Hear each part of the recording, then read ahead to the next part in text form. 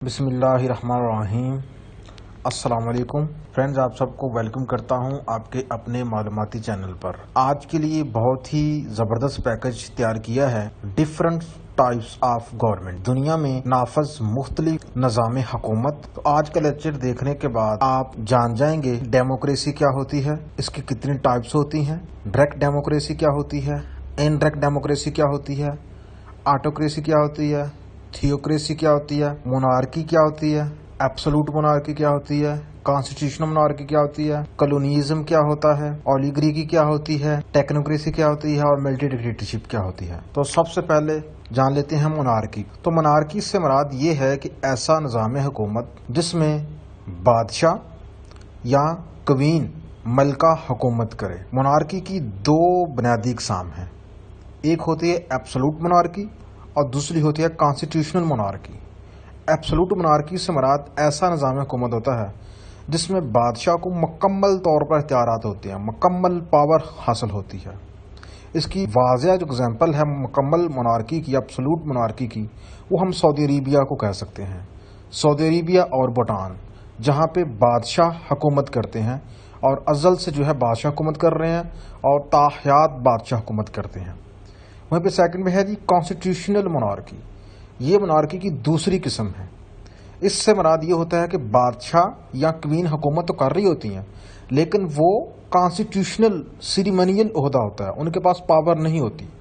تو یہ نظام جو ہے آج برطانیہ میں آپ دیکھ سکتے ہیں، جہاں پہ ڈیموکریسی تو ہے لیکن وہاں پہ کانسٹیٹیوشنل مونارکی بھی ہے، وہاں پہ ملکہ بھی ہے، برطانیہ میں شاہی فیملی بھی ہے، لیکن ان کے پاس جو عہدے ہیں وہ سیریمونیل ہیں، ان کے پاس کوئی پاور نہیں ہے۔ سیکنڈ نمبر پہ جو ڈیموکریسی، واٹ از ڈیموکریسی؟ بہت ہی فیمس نظام حکومت ہے جو کہ دنیا کے میجورٹی ممالک میں نافذ ہے۔ ڈیموکریسی کی دو بڑی قسمیں ہیں، ایک ہوتی ہے ڈائریکٹ ڈیموکریسی اور دوسری ہوتی ہے انڈائریکٹ ڈیموکریسی۔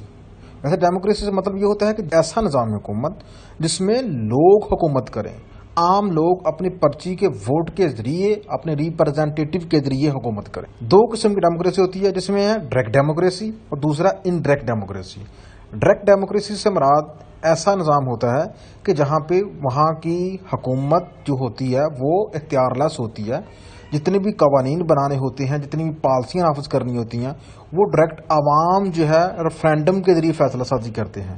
عوام کے پاس پاور ہوتی ہے، حکومت جو ہے ریفرینڈم کا بندوبست کر دیتی ہے، جس معاملے کے اوپر حکومت نے قانون بنانا ہے، اس نے کوئی نئی پالیسی جو ہے ان کو لانچ کرنا ہے، تو وہ کیا کرتی ہے کہ وہ ریفرینڈم کراتی ہے، عوام سے پوچھتی ہے کہ عوام جو ہے وہ کون سا قانون چاہتے ہیں، کون سی پالیسی چاہتے ہیں۔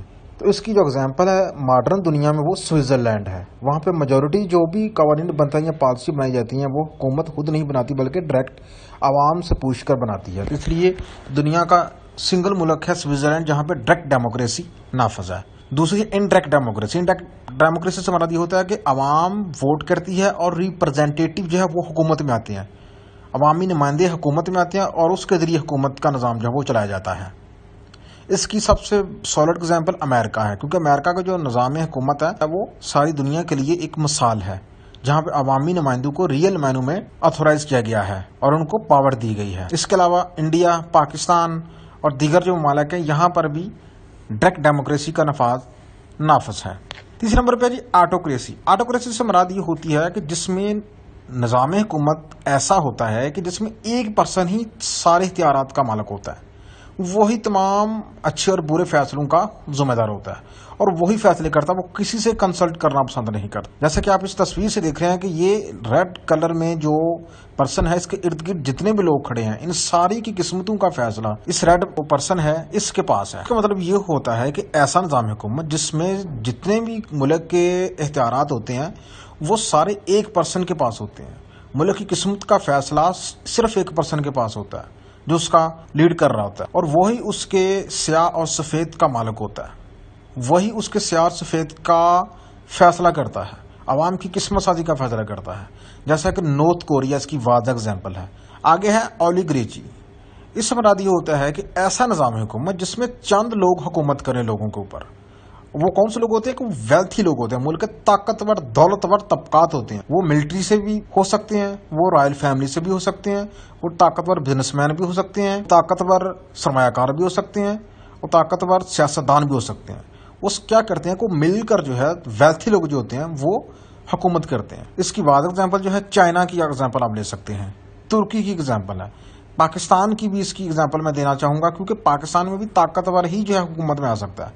عام آدمی یہاں پہ حکومت میں آنے کا سوچ بھی نہیں سکتا. اس کے بعد یہ تھیوکریسی سے مراد ایک ایسا نظام حکومت ہوتا ہے کہ جس میں جو سپریم اتھارٹی ہوتی ہے وہ ریلیجیوس فگر کے ہاتھ میں ہوتی ہے. جیسا کہ ایران ہے, ایران میں ایک حکومت ہے, سیاسی حکومت, اس کے اوپر بھی ایک حکومت ہے. وہ کون سی حکومت ہے؟ وہ ان کے مذہبی رہنما ہیں آیت اللہ خمینی.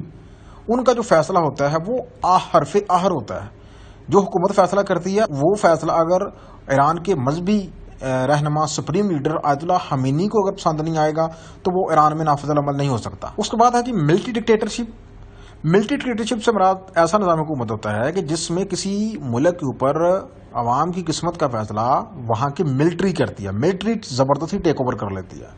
پاکستان میں مختلف اوقات میں ملٹری ڈکٹیٹرشپ کا نظام حکومت رہا ہے, جیسے کہ general Ayub, general Zia, general Musharraf وغیرہ. تو حال میں اگر دیکھا جائے ماڈرن دنیا میں تو اس کا نظام جو ہے میانمار میں جو ہے وہ نافذ ہے. وہاں پہ فوجی حکومت زبردستی جو ہے وہاں کی جو حتوم رہنما تھی اس کی حکومت کو ختم کر کے اقتدار پر قابض ہو چکی ہے. اس کے بعد ہے ٹیکنوکریسی. ٹیکنوکریسی سے مراد ایسا نظام حکومت ہوتا ہے کہ جس میں مختلف ٹیکنوکریٹ پر مشتمل حکومت بنائی جاتی ہے, جس میں اہم فیلڈز کے ایکسپرٹ ہوتے ہیں, ان کو حکومت کے لیے چن لیا جاتا ہے. اس کے بعد ہے جی کلونیزم. کلونیزم سے مراد ایسی حکومت ہوتی ہے کہ جس میں ایک ملک کسی دوسرے ملک یا کسی دوسرے نیم خود مختار ملک میں اپنا اثر رسوخ بڑھاتا ہے. اس کی گورنمنٹ کے اوپر اس کا اثر ہوتا ہے, اس کی پالیسی سازی کے اوپر اس کا اثر ہوتا ہے, اس کی معیشت کے اوپر اس کا اثر ہوتا ہے, اس کے ریسورسز کے اوپر اس کا اثر ہوتا ہے.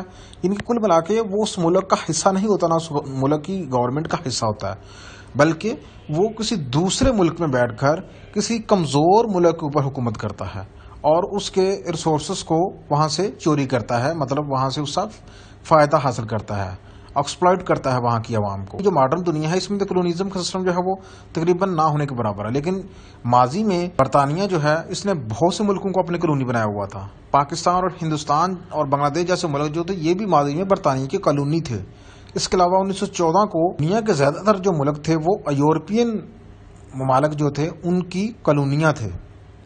تو ناظرین یہ مختلف نظام حکومت تھے جو کہ دنیا میں نافذ ہیں یا ماضی میں نافذ تھے. امید کرتا ہوں کہ آج کی ویڈیو آپ کے لیے بہت زیادہ معلومات کا باعث بنے گی. ویڈیو اچھی لگی تو لازمی لائک کریں, فیڈ بیک کا اظہار کریں اور چینل کو سبسکرائب کریں. خدا حافظ.